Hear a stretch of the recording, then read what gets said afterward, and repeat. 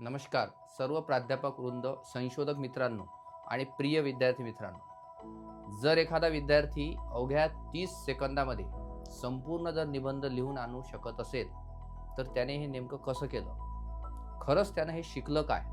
हा एक प्रश्न जगभरातील लाखो शिक्षकांना अस्वस्थ करतो आहे. आपण आज एका अशा ऐतिहासिक तांत्रिक वळणावर उभे आहोत की जिथे शिक्षणाची व्याख्याच बदलत आहे. आजचा आपला विषय आहे AI आणि महाविद्यालयीन शिक्षणावर होणारा परिणाम. अभ्यासक्रम, शिकवण्याची पद्धती, मूल्यमापन आणि महाविद्यालयीन, विद्यापीठीय आणि वेगळ्या प्रकारच्या ठिकाणचं प्रशासन यामागे नेमकी काय भूमिका राहणार आहे या AIच्या युगामध्ये. मागील 3 वर्षामध्ये म्हणजे नेमक्या 2023 ते 2025 या कालावधीचा जर आपण विचार केला तर या कालावधीमध्ये आर्टिफिशियल इंटेलिजन्स, ज्याला आपण AI म्हणून ओळखतो, हे केवळ एक टूल राहिलेलं नाही. ते आता आपल्या संपूर्ण शिक्षण व्यवस्थेचा जणू काही पाया बनू पाहत. प्रत्येकाच्या मनामध्ये 3 प्रश्न उभे राहत आहेत. AI शिक्षकांना रिप्लेस करणार का? पदवीधर विद्यार्थ्यांना नोकऱ्या AIच्या काळात मिळणार का? आणि महाविद्यालय तर बंद नाही पडतील.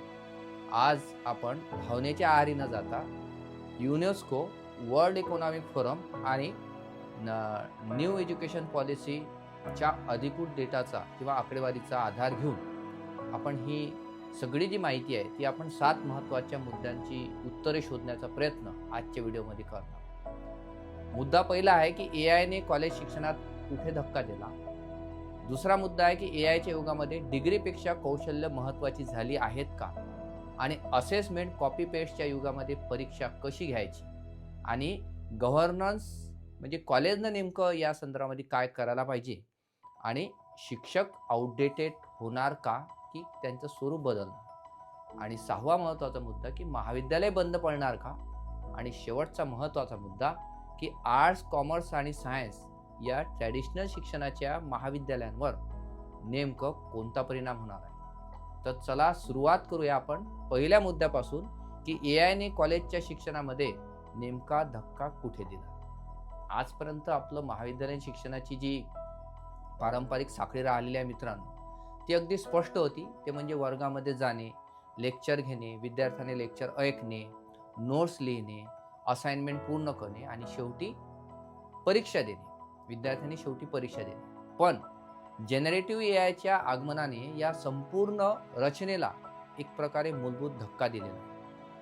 आता नोट्स तयार करणे, निबंध लिहिणे, कोड बनवणे किंवा संशोधनाचा आराखडा तयार करणे हे सर्व काही सेकंदातच शक्य झाले. त्यामुळे असाइनमेंट म्हणजे विद्यार्थ्याने स्वतः केलेले काम, ही गृहीत कृत्य किंवा ही गृहीत धारणा आता वैध राहिलेली नाही आहे. आकडे जर आपण पाहिले तर आपल्याला धक्का बसेल मित्रांनो. AI संबंधित शैक्षणिक गैरवर्तनाचे जे प्रमाण आहे ते 2022-23 मध्ये 48% होते. ते 2023-24 मध्ये थेट 64% वर पोहोचले. त्याचबरोबर 68% शिक्षक आता AI डिटेक्शन टूल्सचा वापर करत आहेत. हे प्रमाण अवघ्या 2 वर्षामध्ये 30% पेक्षाही जास्त प्रमाणामध्ये वाढले. युनेस्कोच्या मार्गदर्शक तत्वानुसार आर्टिफिशियल इंटेलिजन्सचा परिणाम शिकवणं, मूल्यमापन करणं आणि संस्था व्यवस्थापन या 3ही स्तरावर दीर्घकाळ राहणार आहे. त्यामुळे शिक्षणाचा केंद्रबिंदू आता उत्तर शोधणे हा नसून योग्य प्रश्न विचारणे, AIने दिलेलं उत्तर तपासणं आणि चिकित्सक विचार करणं हाच असला पाहिजे, असा सूर सगळ्या आंतरराष्ट्रीय प्रकारचे स्टडी सांगत आहेत. मुद्दा नंबर दुसरा आहे की AIच्या युगामध्ये विद्यार्थ्यांना डिग्रीपेक्षा कौशल्य महत्त्वाचं आहे का? AIच्या युगामध्ये विद्यार्थ्यांसाठी आता केवळ डिग्री पुरेशी राहिलेली नाही. खरी गरज आहे ती योग्य कौशल्याची. वर्ल्ड इकॉनॉमिक फोरमच्या फ्युचर ऑफ जॉब्सच्या रिपोर्ट्स 2025 नुसार, मी अधिकृत आकडेवारी जी आहे ही आकडेवारी या सगळ्या याच्यावरून घेतलेली आहे. वर्ल्ड इकॉनॉमिक फोरमच्या फ्युचर ऑफ जॉब्स रिपोर्ट 2025 नुसार 1000हून अधिक कंपन्या आणि 1,40,00,000 कामगारांच्या डेटावर आधारित भविष्यातील महत्त्वाची कोणती कौशल्ये राहणार आहेत यावर अभ्यास करण्यात आला. या अहवालामधून आपल्याला पाहायला मिळते की सगळ्यात पहिले की विश्लेषणात्मक जे विचार करतील त्यांना 69% डेटा आणि पुराव्याच्या आधारे स्वतंत्र निर्णय घेण्याची क्षमता ही सर्वाधिक मागणी असलेलं कौशल्य. विश्लेषणात्मक विचार, त्यानंतर लवचिकता आणि अनुकुशलता, ज्याला म्हणजे 67% जे कौशल्य आहे ते प्रामुख्यानं फ्लेक्झिबिलिटी जे आहे त्याच्यावर आहे. बदलत्या परिस्थितीमध्ये टिकून राहण्याची आणि नव्या आव्हानांना सामोरे जाण्याची क्षमता म्हणजे अनुकूलशीलता, म्हणजे बदलत्या काळानुसार कौशल्य ॲक्सेप्ट करणं. त्यानंतर लिडरशिप, त्याला आपण नेतृत्व किंवा सामाजिक कौशल्य म्हणतो. यामध्ये संघात काम करणं असो, म्हणजे एका ग्रुपमध्ये काम करणं असो, संवाद साधणं असो, इतरांना प्रेरित करण्याची क्षमता, ही जी कौशल्य आहे या कौशल्याला वर्ल्ड इकॉनॉमिक फोरमच्या अहवालामध्ये आपल्याला पाहायला मिळते. AI कधीही पूर्णपणे हे करू शकत नाही असे कौशल्य, त्यामुळे या कौशल्याचा विचार करणं गरजेचं आहे. पुढचं जे आहे की क्रिएटिव्हिटी थिंकिंग, ज्याला आपण सर्जनशील विचार म्हणतो, 57% जे आहेत या कौशल्याला मागणी आहे येणाऱ्या काळात. नवीन कल्पना असतील, उपाय असतील, दृष्टिकोन तयार करण्याची क्षमता असेल, हे सगळं जे आहे हे अशी कौशल्य विद्यार्थ्यांना आत्मसात करावं लागतील. AI आणि मोठ्या ज्या डेटाची साक्षरता जी आहे, म्हणजे ज्याला आपण बिग डेटा ॲनालिसिस म्हणतो, यामुळे यासारख्या कौशल्य देखील विद्यार्थ्यांनी मिळवून घेणं गरजेचं झालं आहे. आपल्याला माहीत आहे की IIT सारख्या IIM सारख्या अभ्यासक्रमामध्ये विद्यार्थ्यांचा सगळ्यात जास्त जोर जो आहे तो आर्टिफिशियल इंटेलिजन्सकडे वळत आहे. कारण जग हे AIचं आहे आणि या AIच्या काळामध्ये विद्यार्थी टिकलं पाहिजे. त्यामुळं 2025-30च्या या म्हणजे या कालावधीमध्ये प्रामुख्याने 87% वाढ ही अशाच कौशल्यावर होणार आहे. जे कौशल्य विद्यार्थ्यांमध्ये असतील, अशा प्रकारची क्रिटिकल थिंकिंग असेल किंवा मी आधी म्हटल्याप्रमाणे की ज्याच्यामध्ये बदलत्या काळानुसार स्किल घेणं असेल, असं जर आपण विद्यार्थ्यांना शिकवलं किंवा त्यांनी तशा प्रकारची कौशल्य जर हस्तगत केले, तशा प्रकारच्या अभ्यासक्रमाची पुनर्रचना जर करण्यात आली, तर कदाचित हे विद्यार्थी प्रामुख्यानं या AIच्या युगामध्ये टिकून राहतील. सगळ्यात महत्त्वाचं काय आहे की या AIच्या काळामध्ये प्रत्येकाच्या मनामध्ये जे अनेक प्रश्न आहेत, त्या प्रश्नांची उत्तरे आपण जर शोधण्याचा प्रयत्न केला तर आपल्याला आंतरराष्ट्रीय पातळीवरचे सगळ्या प्रकारचे अभ्यास विचारात घ्यावे लागतील. आणि यामध्ये मुद्दा जो क्रमांक 3 आहे की असेसमेंटच्या मध्ये कॉपी पेस्टचं युग आहे आणि या कॉपी पेस्टच्या युगामध्ये परीक्षा नेमकी कशी घ्यायची. आता महत्त्वाचं आहे की कॉपी पेस्टचं युग मी का म्हणतोय, कारण सगळ्या प्रकारचं जी माहिती आहे तर ते आर्टिफिशियल इंटेलिजन्सद्वारे सगळा डेटा गोळा करून अमेरिकन, चायनासारख्या कंपन्या, या सगळ्या कंपन्याचे AI टूल्स जे आलेले आहेत, तर या AI टूल्स जे आहेत ह्या सगळ्या प्रकारच्या ऑनलाईन प्रकारचा जो डेटा आहे तो डेटा डिकोड करून हवी तशी माहिती देण्याचा ते प्रयत्न करत आहे. त्यामुळे ही जी आकडेवारी आंतरराष्ट्रीय पातळीवर आपण जे पाहत आहोत, तर त्याच्यामध्ये प्रामुख्यानं 68% शिक्षक AI टूलचा वापर करत आहेत. विद्यार्थ्यांचं AI वापरण्याचं प्रमाण वाढलेलं आहे. या सगळ्या म्हणजे या सगळ्या काळामध्ये जाताना आपल्याला AIनं दिलेलं जे उत्तर आहे ते तपासणं, चिकित्सकपणे विचार करणं, या बाबी तर महत्त्वाच्या आहेत. त्यामुळं विद्यार्थ्यांना या बाबीकडे लक्ष देणं गरजेचं आहे की बदलत्या AIच्या काळामध्ये आपण कसे टिकू, विश्लेषणात्मक विचार कसा करू, ग्रास्पिंग पॉवर आपलं AIचं टूल्स नवनवीन शिकणं, परीक्षा अभ्यासामध्ये त्याचा उपयोग करणं, या सगळ्या बाबी प्रामुख्याने महत्त्वाचं. बिग डेटाचं ॲनालिसिस करणं, मग ते विद्यार्थी आर्ट्सचे असो, कॉमर्सचे असो किंवा सायन्सचे देखील असो. त्यानंतर प्रामुख्याने याच्यामध्ये एक महत्त्वाचं जे आहे मुद्दा क्रमांक 3 जे आहे की याच्यामध्ये असेसमेंट कॉपी पेस्टच्या युगात जे मी आधी म्हटलं की ते परीक्षा कशी घ्यायची, सर्वात गंभीर मुद्दा आहे, व्यावहारिक प्रश्न. कारण आपण जर आज पाहिलं तर जुन्याच पद्धतीनं जर प्रश्न विचारले तर काय होईल की 88% विद्यार्थी AI वापरत आहेत. हे विद्यार्थी काय करतील की आपल्याला ते कळणारही नाही की यानं हे उत्तर कुठून आलं. त्याच्यामुळे ते विद्यार्थी त्याचा कॉपी पेस्टचा उपयोग करू शकतात. जुन्या पाठांतरावर आधारित प्रश्नामुळे कॉपी पेस्ट वाढू शकते. त्यामुळे ट्रॅडिशनल मेथडच्या असेसमेंटच्या परीक्षा आपल्याला बदलण्याची जी आहे तर बदलण्याचा काळ आहे. मूल्यमापनावरील विश्वासार्हता जी आहे ते धोक्यात येत आहे पारंपरिक पद्धतीची. त्यामुळे आता असेसमेंट डिझाईनमध्ये आपल्याला काही मूलभूत बदल करणे आवश्यक आहेत, अशा अभ्यासांचे आपल्याला पाहायला. पहिला बदल काय की प्रोसेस बेस्ड इव्हॅल्युएशन. फक्त फायनल उत्तर विद्यार्थ्यांनी दिलेलं न पाहता विद्यार्थ्याने आउटलाईन कशी तयार केली, ड्राफ्ट त्यानं कसा बनवला, त्यामध्ये कोणती सुधारणा त्यांनी त्याच्या भाषेमध्ये केला, याला गुण देणं गरजेचं आहे. दुसरा बदल, व्हायवा किंवा डिफेन्स सारख्या पद्धतीमध्ये सबमिशन नंतर 5 ते 7 मिनिटे विद्यार्थ्यांशी चर्चा करणं. त्याने जे लिहिलेलं आहे त्याला ते खरोखर समजलं आहे का हे तपासणं. तिसरा महत्त्वाचा बदल या असेसमेंटमध्ये की तो AI डिस्क्लोजर, म्हणजे विद्यार्थ्यांना सांगा की AI वापरा, पण कोणत्या प्रॉम्प्टचा वापर तुम्ही केलेला आहे, त्यातून काय बदल केला आहे हे स्पष्टपणे नमूद करा. तुमच्या ओन भाषेमध्ये तुम्ही टेक्स्ट लिहून आणा. हे सगळं बदल आपण या असेसमेंटमध्ये करायला पाहिजे असं अभ्यास सांगतो.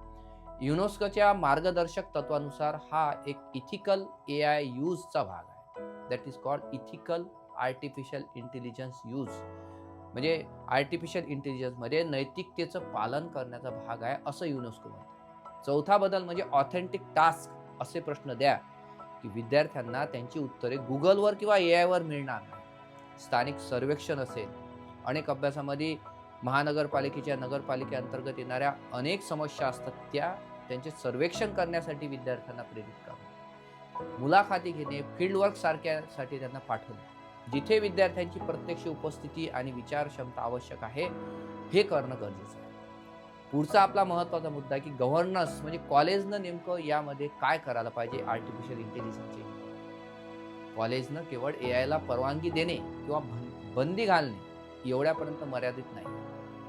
हे इतकं भयानक आणि परिस्थितीला इतकं सामोरे जावं लागणार आहे की आर्टिफिशियल इंटेलिजन्स हे जे आहे ते महाविद्यालयीन शिक्षणाला कुठे नेणार. युनेस्कोच्या 7 प्रायोरिटी ॲक्शन्स फ्रेमवर्कनुसार संस्थांनी, महाविद्यालयांनी ठोस पावले उचलणे आवश्यक आहे. पहिली गोष्ट म्हणजे ती आर्टिफिशियल इंटेलिजन्सची पॉलिसी प्रत्येक महाविद्यालयाने, संस्थेने ठरवून द्यायला पाहिजे की काय वापरता येईल आणि काय नाही, आणि सायटेशन कसे द्यायचे याचे लेखी नियम तयार करून ते अवलंबण्याची गरज आज निर्माण झाली आहे. दुसरी गोष्ट म्हणजे की शिक्षकांचे जे प्रशिक्षण आहे ते युनेस्कोच्या डोमेन AI कॉम्पिटन्सी फ्रेमवर्कनुसार शिक्षकांना AIचे टूल्स, नवीन मूल्यमापन पद्धतीबद्दल प्रशिक्षण करणे ही आता काळाची गरज झाली. तिसरी महत्त्वाची गोष्ट म्हणजे की विद्यार्थी आर्टिफिशियल इंटेलिजन्स लिटरेसी हे जे आहे तर यामध्ये आर्टिफिशियल इंटेलिजन्सची लिटरेसी वाढवणं गरजेचं आहे. AI कधी चुकतो की त्याचा जबाबदार वापर कसा करावा हे विद्यार्थ्यांना शिकवलं पाहिजे. की AI ही सगळी माहिती कलेक्ट करून तुम्हाला देईल, परंतु ही माहिती किती ऑथेंटिक आहे, ती ऑथेंटिसिटी कशी तपासायची हे विद्यार्थ्यांना शिकवणं शिक्षकांसमोर एक आव्हान आहे. पुढचं की पायलट अप्रोच जे आहे, सुरुवातीला 2-3 कोर्सेस नवीन पद्धती वापरून बघा, ज्यामध्ये यश आल्यावर संपूर्ण कॉलेजमध्ये ते आपल्याला राबवता येतील. पायलट कोर्सेस काही विद्यार्थ्यांना त्या संदर्भामध्ये आपल्याला काही त्यांचे कृतीदल छोटे हे करून, पायलट स्टडी करून ते पूर्ण महाविद्यालयामध्ये आपल्याला राबवता येतील. इक्विटी, सर्व विद्यार्थ्याकडे पेड टूल्स नसतात मित्रांनो. आपल्याला असं वाटते की AIचा उपयोग करणे फार सोपं आहे, खर्चिक नाही. पण मी आपल्याला सांगू इच्छितो की AIचे टूल्स इतके महाग आहेत की ते विद्यार्थ्यांना नाही, शिक्षकांनाही परवडत नाही, इतके सुद्धा महाग. महिन्याचे सबस्क्रिप्शन त्याचे आहे. सगळे पेड टूल्स विद्यार्थी वापरू शकत नाही. त्यामुळे कॉलेजने लॅबमध्ये तशा प्रकारच्या सुविधा उपलब्ध करून द्याव्यात. मात्र त्याच्यावर बंधने असण्यासाठी काय नियमावली असायला पाहिजे याचा देखील विचार करणं गरजेचं आहे. भारत सरकारच्या भूमिकेचा विचार जर आपण केला तर इंडियन AI मिशन अंतर्गत फ्युचर स्किल्स सारखे जे कार्यक्रम आहेत यामध्ये artificial intelligence, data analytics, cloud computing यासारख्या क्षेत्रामध्ये आतापर्यंत तब्बल 18,56,000 विद्यार्थी, म्हणजे 18,56,000पेक्षा जास्त विद्यार्थी यांनी नोंदणी केली आहे. आणि त्यामुळे नवीन शैक्षणिक धोरण 2020च्या अंतर्गत विद्यार्थ्यांना त्यांच्या एकूण क्रेडिट्सपैकी 40% क्रेडिट्स तर ऑनलाईन डिजिटल कोर्सेसद्वारे मिळवता येतात. नवीन शैक्षणिक धोरणातच दिलेलं आहे. त्यामुळे सगळ्या प्रकारच्या राष्ट्रीय प्रकारच्या ज्या महत्त्वाच्या संस्था, ज्यामध्ये IIT सारख्या संस्था असतील, IIT मद्रास, IIT हैदराबाद सारख्या संस्थांनी तर एजंटिक AI सारख्या अत्याधुनिक कोर्स डेव्हलप केले. आणि AI हा जो आहे तो नवीन शैक्षणिक धोरणामध्ये केवळ ट्रेंड नसून भारतीय शिक्षणाला फ्युचर रेडी बनवणारा निर्णायक घटक आहे. मुद्दा क्रमांक पुढचा आपला 5वा आहे की शिक्षक आउटडेटेड होणार की त्यांचं स्वरूप बदल. याचे उत्तर अगदी स्पष्ट आहे. शिक्षकाची जागा कोणी घेऊ शकत नाही. शिक्षक कालबाह्य होणार नाहीत, मात्र शिक्षकाची भूमिका निश्चितच बदलत्या काळानुसार बदलते. ए आयची माहिती आणि नोट्स जे आहे ते क्षणार्धात आपल्याला ए आयचे टूल्स देतात, हे खरं आहे. परंतु शिकणं म्हणजे फक्त माहिती मिळवणं नाही.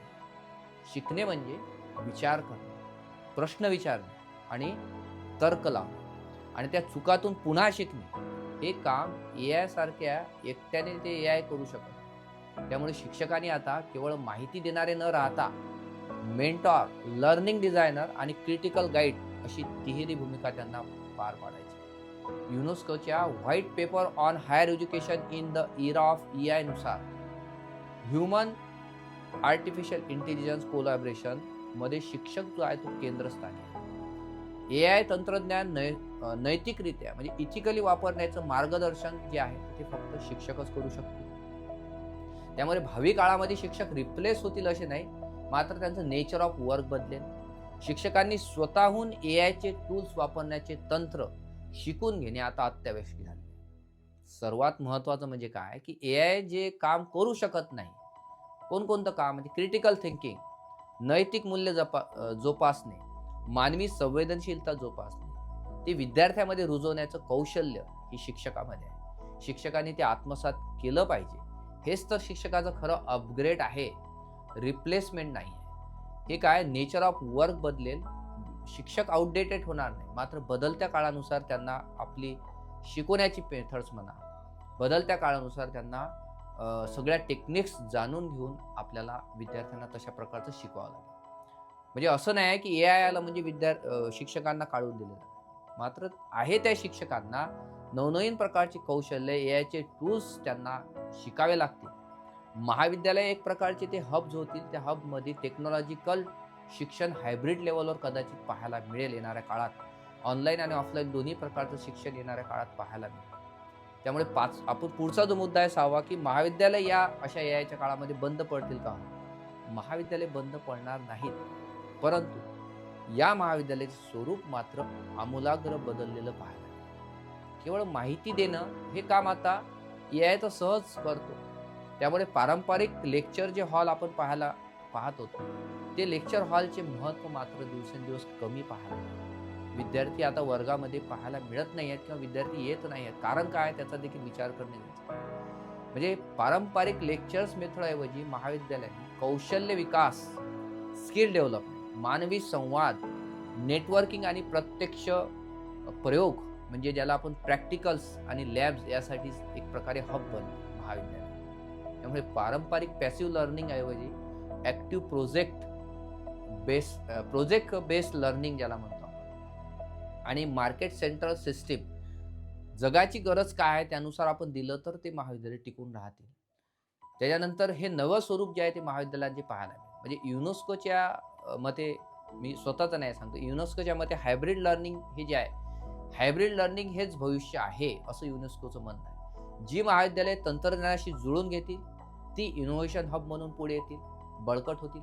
आणि जी महाविद्यालय जुन्याच पद्धतीने चिकटून राहतील, जे शिक्षक जुन्याच पद्धतीने चिकटून राहतील, ते मात्र कालबाह्य होण्याचा धोका संभवत आहे. शेवटच्या मुद्द्याकडे मी ओढतोय. आर्ट्स, कॉमर्स आणि सायन्स सारख्या शाखांवर याचा परिणाम नेमका कसा होईल? आता आपण बघतो की प्रत्येक शाखेमध्ये ए आयचा परिणाम जो आहे तो वेगळा असू शकतो. हे आपण समजून घेणं गरजेचं आहे. आर्ट्स म्हणजे काय? कला शाखेमध्ये वाचन आणि लेखनाचा वेग वाढेल, सारांश आणि भाषांतर सोपे होईल. म्हणजे सगळं ए आयचे टूल्स आता आपल्याला पाहायला मिळते. कुठला शब्द टाकला तर तो काढून देतो. हे सगळं भाषांतर करणं असो, वाचन लेखनाचा वेगळ्या प्रकारचे टूल्स अंतर्गत माहिती हे सोपं होईल. पण धोका कोणता याच्यामध्ये की विद्यार्थी मूळ पुस्तकं वाचणं सोडून देतील की काय? अजूनही लायब्ररीमध्ये विद्यार्थ्यांची उपस्थिती नाही आहे. त्यामुळे शिक्षकांनी मत मांडणे आणि संदर्भ समजून घेणे यावर आधारित मूल्यमापन ठेवलं पाहिजे. विशेषतः मराठी असेल, इतिहास असेल, समाजशास्त्र असेल, यासारखे आपल्या ह्युमॅनिटीजमधले जे विषय आहेत यामध्ये स्थानिक ज्ञान आणि सांस्कृतिक संदर्भ याचा फायदा ए आयला अजूनही देता येत नाही. हीच तर आपली खरी ताकद आहे. तेच आपल्या शिक्षकांना आपल्याला आज करायचं. कॉमर्स म्हणजे वाणिज्य शाखेमध्ये डेटा ॲनालिसिस आणि रिपोर्ट्स बनवणे सोपं होईल. ए आयचा उपयोग होता. त्यामुळे विद्यार्थ्यांना आता स्प्रेडशीट स्किल्स असेल किंवा डिसिजन मेकिंग शिकणे आता अधिक गरजेचं आहे. परीक्षेमध्ये फक्त त्यांनी दिलेलं रिपोर्ट न पाहता त्यामागची कारणीमीमांसा काय, व्यावसायिक त्याची निर्णय क्षमता आता मात्र आपल्याला तपासायला लागेल. सायन्स म्हणजे विज्ञान शाखेमध्ये कोडिंग आणि सिम्युलेशनसाठी एआय उत्तम मदत करेल. परंतु लॅबमधील प्रत्यक्ष प्रयोगाची शिस्त, एका टीचरकडनं आपण लॅबमध्ये जेव्हा प्रयोग करतो, तर त्या लॅबमधील प्रयोगाची शिस्त, अचूकता आणि एरर ॲनालिसिस अजूनही एआय देऊ शकत नाही. त्यामुळे प्रॅक्टिकल स्किल आणि प्रयोगातील चुका शोधणे यावर अधिक भर आपल्याला सायन्स मधल्या टीचरला द्यावा लागेल. मित्रांनो, एआयमुळे माहिती मिळवणं तर सोपं झालेलं आहे, जलद झालेलं आहे, स्वस्त झालेलं आहे. परंतु या सगळ्यामुळे उच्च शिक्षणाचं खरं मूल्य आता माहितीमध्ये नाही आहे. माहिती म्हणजे नॉलेज नाही आहे, तर विचार करण्याची क्षमता आणि समस्या निवारण यामध्ये आहे. वर्ल्ड इकॉनॉमिक फोरम, ज्याला आपण WEF म्हणतो, याच्या फ्युचर ऑफ जॉब रिपोर्ट 2025 चा मी वारंवार उल्लेख करतो. या फ्युचर ऑफ जॉब्स रिपोर्ट 2025 नुसार ॲनालिटिकल थिंकिंग, क्रिएटिव्ह थिंकिंग, हे मी आधी मुद्दे समजून सांगितले सविस्तर. ॲनालिटिकल थिंकिंग, क्रिएटिव्ह थिंकिंग आणि एआय लिटरेसी हीच भविष्यातील खरे भांडवल आहे. शिक्षक कालबाह्य होणार नाहीत, फक्त नोट्स देणे आणि पाठ करून घेणे हे मात्र जुने मॉडेल जे आहेत हे सगळे मात्र निश्चितच बदललेले पाहायला मिळतील. महाविद्यालय बंद पडणार नाहीत, पण जे बदलतील ते इनोव्हेशन हब म्हणून बदलतील.